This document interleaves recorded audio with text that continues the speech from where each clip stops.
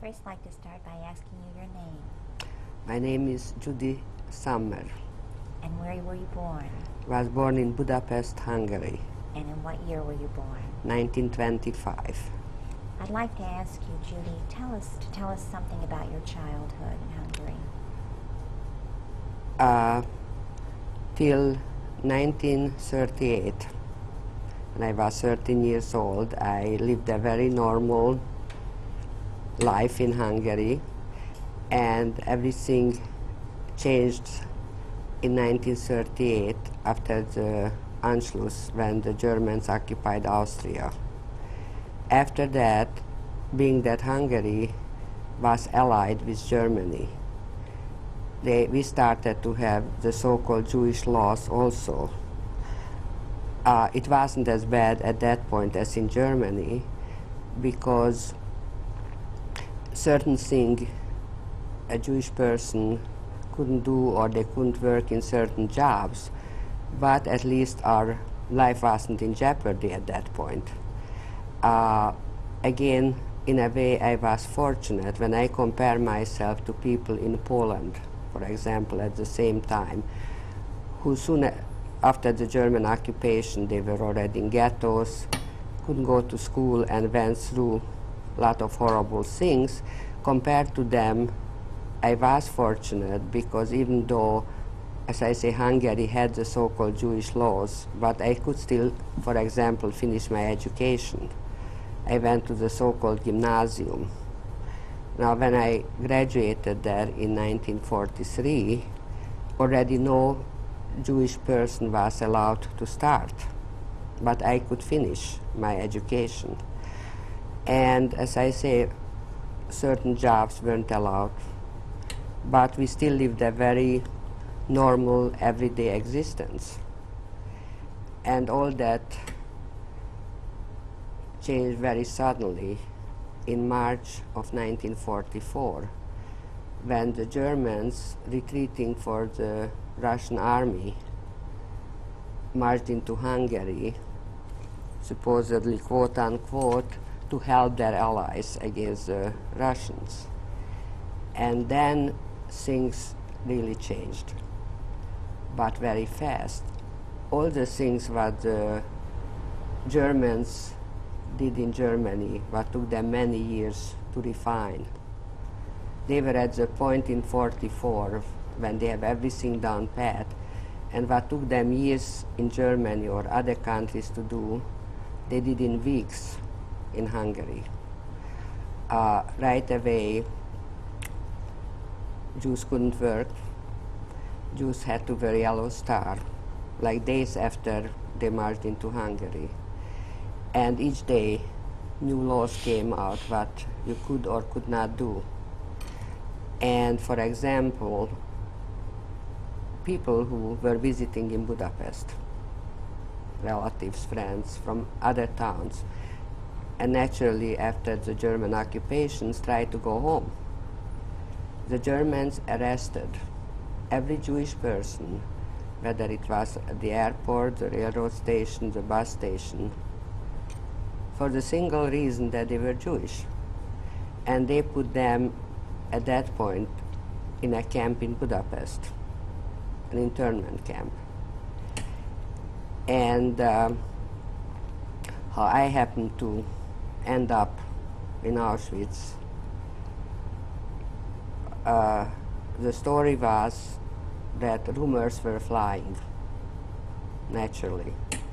And one of the rumors what went around, that the Germans take the young girls as prostitutes to the front for the German soldiers. As it turned out, we weren't good enough even for that, because a German soldier wasn't even allowed to have sex with a Jewish girl. That was beneath them. It would ruin their Aryan blood. But anyhow, as I said, the rumors were flying, and I was an only child, and naturally my father tried to save me. And he had a very good Gentile friend who suggested to him that he should get me false papers And he would take me to a little town where his wife and small child was, to be safe from the bombing. And he would take me there as the child's nursemaid. So my father got me false papers, and I was supposed to meet that man on a Sunday morning at a certain street corner, and he would take me with him and would keep in touch with my parents to let them know how I'm doing. And Saturday afternoon, after I already had the yellow stars off my clothes, I was packed up and I had my false paper in my purse, there was a knock on the door. Gestapo. And the first thing they did, let me see your purse. And they found the false papers. And my father wasn't even home at that point, and when he came home, naturally he took all the blame on him. I didn't even know about it, and he put it there and trying to, save me. But it didn't work. So they took me and my father away. Fortunately, they left my mother and grandmother at home. And we didn't know what happened till after the war. I mean, we had no idea why they came to our apartment, who denounced us, nothing. After the war, my mother found out we lived in an apartment house, and there was a concierge or caretaker or janitor or whatever you want to call it. And the wife of the concierge and our maid were good friends. And we just told our maid that I'm going to the outskirts of Budapest to be safe from the bombs. And without any malice on the maid's part, she was just told her friend the story.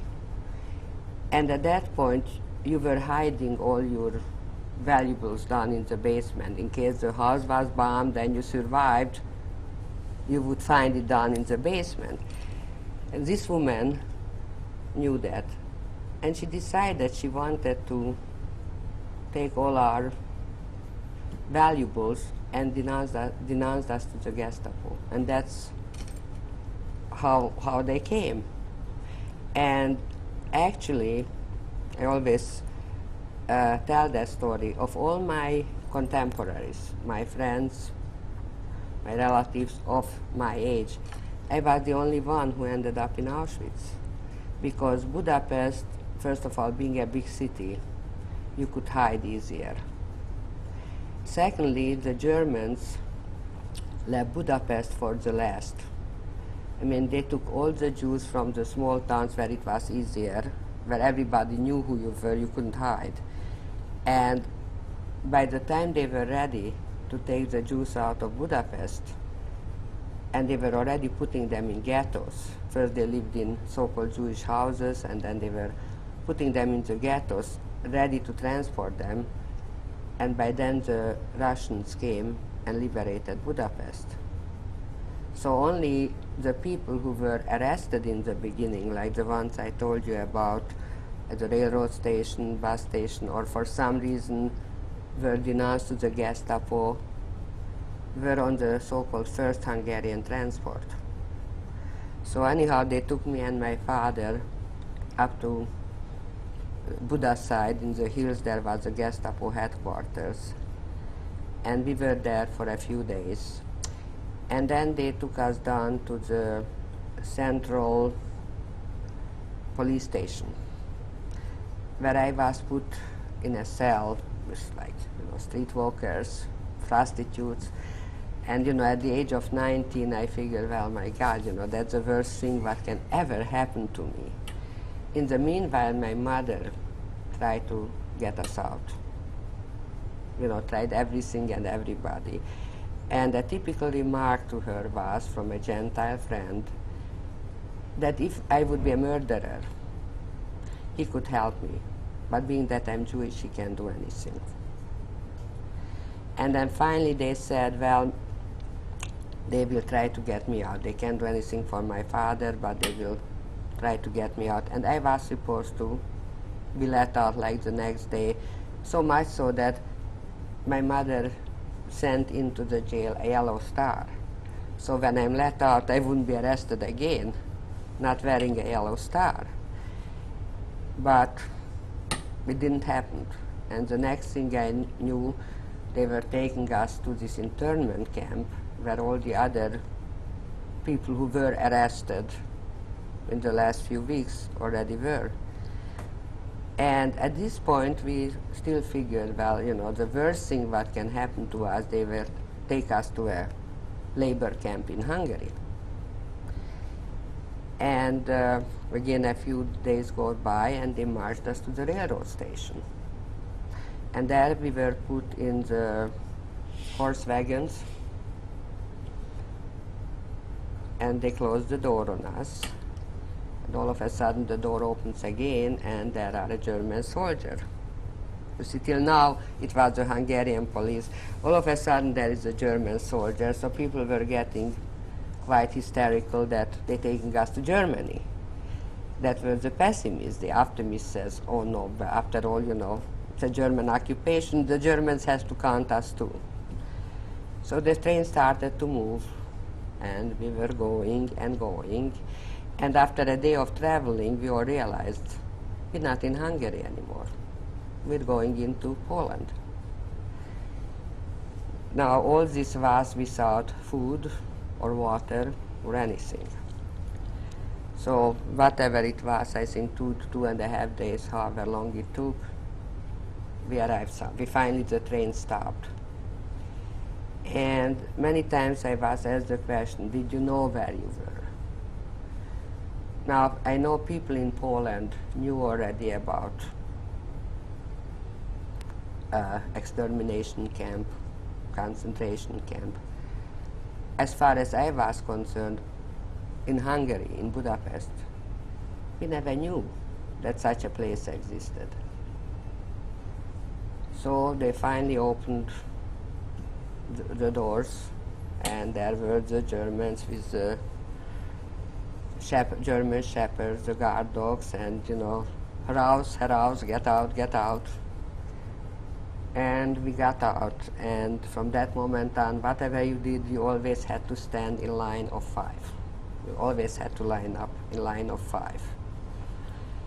And that's the last time I saw my father, who was, you know, I was separated from him already in the jail, but as I had my last glance of my father as we got off the train, and there was this German officer who I later learned was the infamous Dr. Mengele. He was doing the selection. And, you know, you were, first of all, anybody who was under 15 or over, I think 50, had to go to the left. And then you were asked, can you work? Are you sick? Don't you feel well? And many people who weren't really sick, but they figured, oh, well, I say I'm not well, I get an easier job, or maybe they put me into a hospital, really not knowing what goes on, so they were sent to the left. And the ones who were on the right finally were marched away, and the very first thing we got tattooed. And I got the number 80245. And this is a very nice, small little number. I mean, I've seen some of the numbers what the Polish prisoner who got there early. I mean, they were like big. By now, I think the prisoners were doing the tattooing, so they gave a nice small number. Then all our clothes was taken away, and we went into the shower. At least we really got the water, as you probably heard it many times. The unfortunate souls who were on the left also got towel and soap and went into the shower, only that the gas came out instead of the water. And we were deloused and shaved. And in the whole history of Auschwitz, there were only 2 transports whose hair, women I'm talking about now, whose head wasn't shaved. one was our transport. And I think the reason was that we weren't in a ghetto or any place too long where we could get lice. Or what, I mean, you never could figure the German logic why they did or didn't do something. So our transport wasn't shaped, and I cannot tell you what a difference that can make. And the Germans tried everything to make you feel like an animal. They took away all your humanity. And I think the worst thing you can do to a woman is shave their head bald. And the fact that ours wasn't shaved, I think, gave us a little more strength, really. And when I'm talking about Auschwitz, it really wasn't Auschwitz where they took us. Auschwitz was the town where they did have a concentration camp, but it was more of a show place. We were in Birkenau, what was the extermination camp, where the gas chambers were and where the crematoriums were. So they put us in these barracks, but it's very hard to describe. The best way I can describe it, it was like a chicken coop. 3, 4 stages of it where 6 or 8 people would sleep in one level. And naturally everybody was asking the older prisoners, where is our parents, children, relatives, friends who went to the left? And they said they're going up in smoke, in the chimney. Now, coming from a civilized place, you just could not accept such a thing. And we felt that, the older prisoners are just mean to us. And we insisted for weeks that the smoke what we saw was a bakery, even though the smell was horrible. It took us weeks to really face up to the facts that such a thing can happen. And we were in so-called quarantine for the first week or so. And then they put us to work to build a railroad spur. When our transport arrived, the train stopped outside of the famous gate, what you've probably seen many times on pictures or heard about, the gate with the sign over it, Arbeit macht frei. The biggest joke of the century, works makes you free. So they knew that the Hungarian transports would be coming fast and furious. So to make things easier, more streamlined, they decided to build the railroad spur right into the camp. So that's where I was working on. Building, carrying the stones, the rails and what have you. And after a few weeks of that, there was what they call a Zahlappeal. You always stood in line in 5s. And you never knew whether, when they were a selection, whether they selected you for the gas chamber or for another job or for another transport.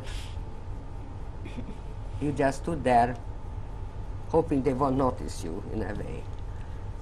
Anyhow, I was selected, not knowing for what. As I keep on saying, somebody watched over me the whole time. I was always lucky, really. I was selected to work in the so-called elite commando. Every workforce was named a commando. And this was the elite commando. You worked by all the clothes and everything they took away from the prisoners. When you got off the train, they took away all your belongings. They took away clothes, everything. You were left naked. All that thing was brought to this place where I worked, in big piles. There they were separated and sent in different barracks. Shoes in one barrack, men's clothing, women's clothing, bedding, dishes. that the prisoners had to put them together, and everything was sent to Germany. I worked in a barrack where they brought the men's clothing. You had to put like 10 jackets together, 10 slacks together, tie it up, then it was sent to Germany. There were several reasons why this was a good place to work. Number one, you were inside. Number two, you could steal like a pair of shoes. Some people didn't have any, or some people got the wooden shoes. You could steal something and try to exchange it for food. Naturally, if you would get caught, that was the end of you. But if you're hungry, you do many things for food. Also, we tried to sabotage as much as we could. For example, people who were told, you know, bring all your belongings. You will go to a work camp. Or they figured, well, if I have gold or I have money, I can buy food. Especially, you know, in men's suits, men's jacket, we found gold, dollar, pound. Now that we tried to throw down the toilet. Anything we could do in a little way to sabotage the Germans. And most people know about, there were really two places, especially as I say, when the Hungarian transport came day and night. They were so busy that we had day shift and night shift working on those things. And actually there were two of these places. One was, yes? Can I ask you, what did they do with all these clothing once they sent them to Germany? Do you know what they needed it for? I don't, but I guess, you know, with all the war going on, people were getting, there was shortage in Germany of everything because everything went to the war effort. I see. So that's where they were sent. And for example, they were two Hungarian doctors who worked with the medicine. And as I say, everything was sent to Germany. And as I say, there were two of these places. One was right inside the camp in Birkenau, and that was called, for some unknown reason, Canada. And the other one, where I first worked, was outside between Birkenau and Auschwitz, and that was called Prajinka. Again, I don't know why. And coming back from there, you try to bring in some clothes. Now, somehow the grapevine knew when there was an inspection, when you went through the gate. And that, when we heard that, then everything was thrown on the road. Because once they found something for you, you know, that was it, you had it. But if you could bring it in, people like who worked on a farm, they would bring in maybe a turnip or something, and you exchanged it on the marketplace after you came back from work. And going out for work was also quite a sight. If any of you read the book or see the television show, Playing for Time, this French girl who was playing in the orchestra, there was the orchestra playing for the poor prisoner as we walked out to work. As I said, there was no rhyme or reason for how or why the German did things. And for example, I always tell the story, there was the so-called gypsy camp, but was right next to our camp. And they were babies, children, grandparents, all living together. Till one day they marched the whole camp to the gas chamber. So, you know why? There was absolutely no reason to their logic. And later on, I worked in Canada, but was, as I said, right next to the crematorium. And many times when I walked from my barrack to the workplace, they were the transports going into the gas chamber. I couldn't say anything to them. And maybe it was better that they didn't know where they were going. And people ask me how was the food. You got a cup of so-called coffee. It was just warm water with something in it. It wasn't coffee. So-called soup at noon, and a piece of bread at night. Sometimes, if you were lucky, you got a little piece of margarine with it, and that's what you lived on, and worked hard all day long. Did you do this job of sorting of clothes the whole time you were there, or? Yeah, as I say again, this was very fortunate, because some people had to work outside in hot, in cold, in rain, in sun, in snow. So that was part what helped me survive. The second part was that I was young. I really didn't have to worry about anybody but myself. Because as I always say, parents worry about their children, but children really don't worry about their parents. So all I had to worry about was me, and I was young enough to not get sick, knock on wood, to do the work. And excuse me 1 minute, I just need some water.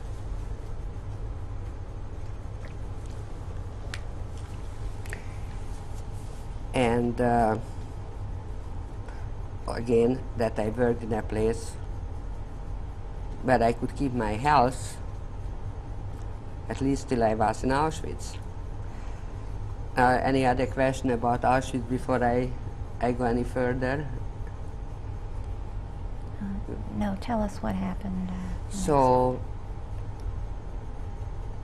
as I say, I worked there, the same place, till January of 1945, when the Russians were getting closer and closer, and I mean, we could hear the cannons. And we were hoping that we will be liberated. But maybe at the end it turned out fortunate, but at that time, unfortunately, the Germans had other ideas, and they were keep on taking transports away from Auschwitz. And I was one of the very last transport to leave Auschwitz. I think it was January 18th. And at that time, we could see they were already blowing up the crematoriums and the gas chambers and burning all the records. You see, even then they did not want the world to know what they were doing. And again, people think how horrible that you were tattooed like an animal. But in a way, at least you were something. They had a ledger of you and your number, even though you weren't a human being. But you were belonging, where the people who had no numbers, they didn't count. But even at that point, they were burning up all the papers and what have you. So they started to, yes, dear? Who was no numbers? You said some people were no Well, numbers. some people who came and were already sent right away to another camp or transported from Auschwitz someplace else, they were not numbered. Only the people who stayed in Birkenau, Auschwitz, were numbered. So they started to walk us in this big transport away from Auschwitz. Now this is January in Poland. Bitter cold, snow. Some of the people were in rags, some in no shoes, some in wooden shoes. And they marched us. And if anybody even sat down, rest, they were shot. No questions asked. So you walked till you dropped. You had no choice. So after moving and walking for days, they finally found some rails, and they put us in wagons. Only this time they were the open wagons. And again, luck comes in. We were in this wagon, and each wagon had 2 SS guards. And the 2 guards in our wagon were so-called Schwabs. Schwabs were Germans who lived in Hungary. So they spoke Hungarian. And they took a liking to me and my girlfriend. We were actually 5 girls together. We met in Auschwitz. And we told everybody that we are sisters, hoping that we can stay together. So one of these guards took a liking to one of the girls. And they built a fire in the middle of the wagon. And we were allowed to sit around it, so we didn't freeze. And that was a long trip. They took us from Poland all the way up near Berlin, another camp called Ravensbrück. And there my memory gets sort of vague. I think it's human nature. When I talk about things, I always seem to remember the things that weren't too bad. There, I think it was so bad that I pushed it way back in my memory. I really have a very vague recollection. I know we were doing work and digging ditches, and by then I was getting weak and getting sick. So that part, as I say, it's very vague. I guess human nature, I try to push it way back and not bring it out in the open. There we were till March. And in March again, the Russians were coming close. So again, they put us on trains, this time closed wagons, and being there like sardines and fighting for enough place to sit down and being beaten by the other prisoners. And they took us down to the Sudetenland. Now, so you might remember Sudetenland. Most of my young people I talk about it, they don't know. Sudetenland was a place between Germany and Czechoslovakia, the place that Hitler first occupied. And this is a place where World War II actually ended, where the Russians and the American troops met. So in March they finally ended up in a little camp there. And the name I don't even know anymore. Again, here's the cannons in the background. They moved us to another camp. By then, we were sort of separated, the 5 of us. One girl in Ravensbrück. And the last camp, again, when was the selection, who stays and who's taken away, I was left with only one of the girls. By that time, there wasn't even any more railroad cars or railroads. They were all bombed out, so they were walking us.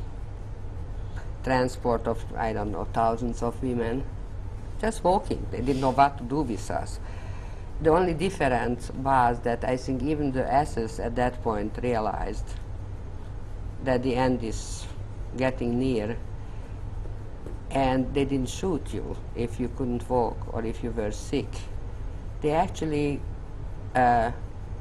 took wagons from the farmers and put the sick people on this wagon and took them with the transports. And, you know, they just were walking us. We didn't know where or when or how. This girl who I was left with was really getting very sick. So they put her on a wagon. And this one day, while we were walking, fortunately for me, I spoke several languages. And I had a long conversation with one of the SS women as we were marching. And when we got to we stopped, and it was announced that they have to leave the sick people behind till they find a wagon for them. So I begged this SS woman, I said, please let me stay with my sister. Well, miracle of miracles, she allowed me to stay with her. And as we were waiting there for a wagon, some French POWs, prisoners of war, came, wanted to know who we are, what we're doing. Again, fortunately, I spoke French. So in my halting French, I explained to them who we are. And one says to me, why don't you escape? And I say, escape? I don't know where I am. I don't know where to go. How can I escape? So they gave us some bread, what they had, and finally the wagons came, and we were left in charge of a Wehrmacht soldier. You know the difference between the SS and the Wehrmacht. The SS were the party soldiers who did all the dirty work for Hitler. Wehrmacht was the regular army. We were left in charge of this old Wehrmacht soldier, and they put us on this wagon, on the horse, and away we go. And at one point, I look at this Wehrmacht soldier, and I see him go. I look again, and he says, so I said to my friend, I think he's trying to tell us something. Let's go. And we got off the wagon and walked away. And I can't prove it, but I have a feeling that maybe this French prisoner of war gave him some money, or gave him something to let us escape. But anyhow, we got off the wagon and walked into forest next to the road till they went away. And then we decided to find a barn to sleep at night. Anyhow, this was on the 27th of April, and I remember the date very well because I got to Auschwitz a year before on the 27th of April, and I escaped exactly a year later. And we didn't know where we were. We knew we couldn't go to any town. I couldn't take my friend to a hospital because anybody with any intelligence would have seen our number, would have known we escaped from concentration camp. So we were trying to hide in farms, in barns. And again, by then I had quite a story saying that wherever we lived, I saw one town being bombed, so I said that's where we lived, and we were bombed out, and my parents were killed. And by that time they were Germans also all over the road who were bombed out, so my story was plausible. And we stayed in barns and got whatever food we would get from the farmers, who at that point nobody had much food. And I kept on hoping that we'll be liberated. I mean, we could hear cannons from both sides, not knowing which is which side, which way I should walk. I was optimistic enough that I decided we will be liberated by the Americans. And my friend, she had a boil, and it was, even though I'm no doctor, but I could tell that it was getting close to the bone. And I figured, well, if I don't do something, she will die. So I had to take a chance.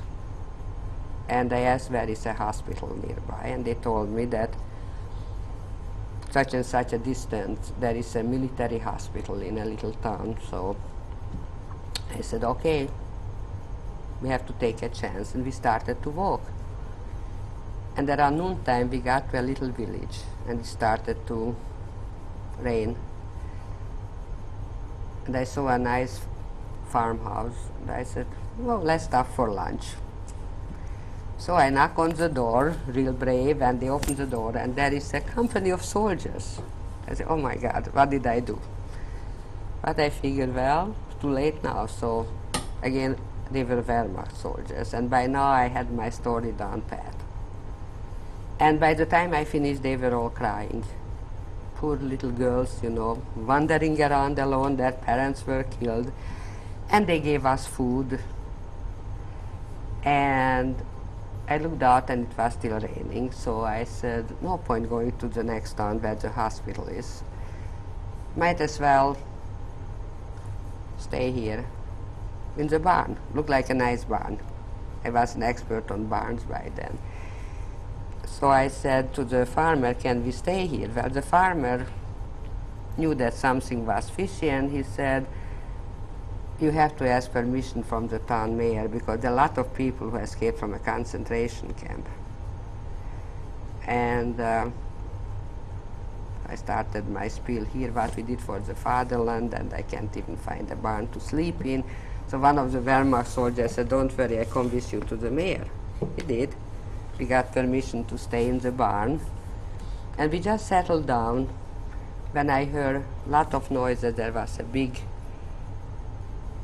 inside yard where all the vehicles were.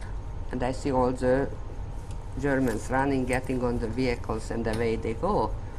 And I said to my friends, we're being liberated. And she says, you're telling me that for over a week? I said, today is the day. And there was quiet, like, seemed forever to me, but probably was maybe a half an hour or so. And I heard machines again, cars. And I ran out on the street and I saw my first American GI sitting on a tank chewing gum. And that was the most gorgeous sight I ever seen before or since.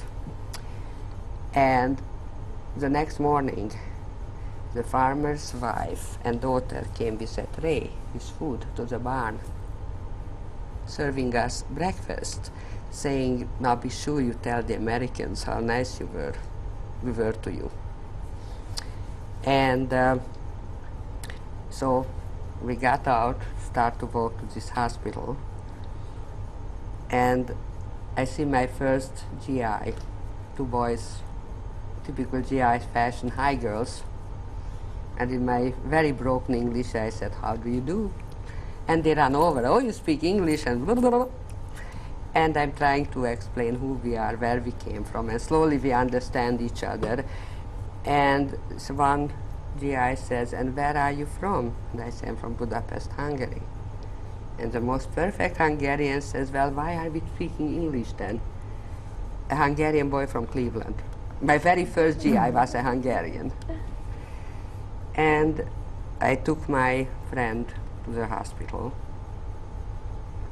where we had to wait till the head German doctor came back from a conference with the Americans. And when he came back, he told his staff, the first order is anybody who comes from a concentration camp, we have to treat them exceptionally well. So I said, we have it made. And on the way to the hospital, actually somebody stopped me, a girl ran after us. He says, you're from a concentration camp, you have to come, there is a DP camp here. And I said, no way. I'm not going into another camp. Luckily, they let me stay in this hospital, because I said, I want to be with my sister, and I worked there first as a washwoman, and after they realized how brilliant I am, they made me a German nurse, full German uniform, taking care of the women's ward and so forth. And that's the place where I met my first husband, Dr. Sam Swirlow, who was a dentist in the army from Columbus, Ohio. And we got married in Prague, in the old synagogue, by an old rabbi who himself just came out of Auschwitz and married us. He wouldn't marry us besides the Minya, the 10 people. At that point, you couldn't find easily 10 Jewish people in Prague. So we had this liaison officer with us, who was from Prague. So he brought in his friends to make the Minya. And they hold a tablecloth over our head for the huppah. And he wrote out the wedding certificate in longhand Hebrew. And that's how I happened to end up in Columbus, Ohio. When were you reunited with your mother? How did you know that she survived? Well, I really didn't know what happened to her or to my father after I married Dr. Swerdlow. And even though there was no permission for wives to be with their husband, but after they heard my story, they didn't know what to do with me, so they let me stay with him and travel with the army. And I went all around Germany in DP camps, displaced person camps. I knew that my father came with me, and I tried to find somebody or some information about him. And couldn't find out anything.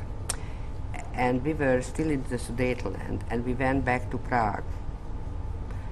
They already had a ambassador, American ambassador there, who happened to be Jewish. And we went and asked him for permission to go back to Budapest so I could find out what happened to my mother and grandmother.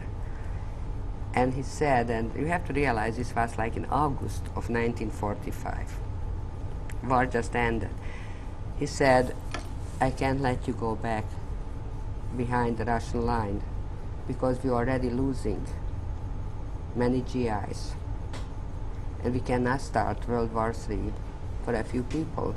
So please promise me that you won't go back, but I tell you what I do for you. You give me your address in Budapest, your mother's name. We have a so-called military mission in Budapest. I will get in touch with them and I will ask them to try to find your mother. And lo and behold, she got back to our old apartment and they found her. And I got the word that if I sent a message, I sent the message that I'm well, I got married, I will come back to see you as soon as I can, but they cut out. They said, I'm well and I'm going to America. And my poor mother cried her heart out, figuring she will never see me again. So once I found out that she is there, I was determined that I'm not coming to America till I can get back to Budapest.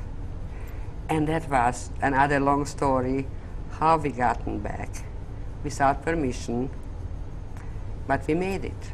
And I saw her and my grandmother there. And took me quite a few, I had to get my citizenship before I could bring her to America. And then through her I found out somebody who was with my father came back. He ended up in Bergen-Belsen and died after the liberation. So that's how I found out what happened to my father. But at least I had my mother who lived with us for 36 years. Tell us a little about your adjustment to America. Was there much of an adjustment after the war coming to America? Yes, in a way, no. First of all, again, being young, you adjust much easier. Secondly, I came here married to an American. I was accepted right away. People were very nice to me. Columbus was a great place to come to. The adjustment was more, I think, all of a sudden being a wife, being a mother, having a house to take care of which I knew nothing. I left Hungary at the age of 19, never having had to cook, take care of a house, being spoiled, an only child by a parents and a grandmother, and all of a sudden being here, not even knowing how to order groceries, how to do grocery shopping, but to use for cleaning. That was the adjustment. Okay. Tell us a little bit about your children, what they're doing. And Well, I had one child from my first marriage, Fred, who was born in 1945. 46. I got here already fully pregnant. I arrived to America in 46 January. He was born in June of 46. And when Freddie was a year and a half old, my first husband was killed in a car accident. Again, somebody up there was watching over me. I was in the car too. I didn't get a scratch, but he was killed. So I was left here with a year and a half old boy, a 16-year-old stepdaughter, and me. But again, God was watching over me. I met a wonderful man, Judith Summer, who I married in 48, and lived with him happily ever since. And sometimes I feel like the perils of Pauline when I tell my life story, because after we were married and came back from our honeymoon, I came down with TB, memento of Auschwitz. But fortunately they already had streptomycin, but cured it completely after several months in bed.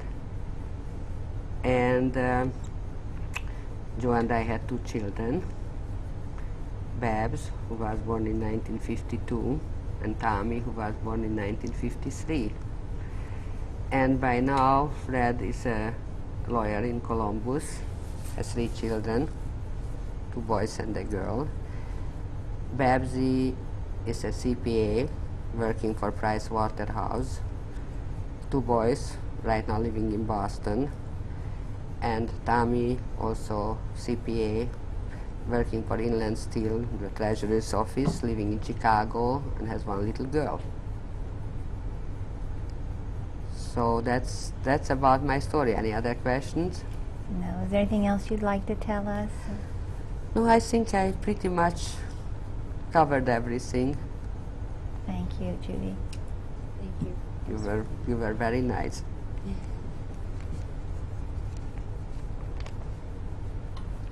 What I'm going to need to do is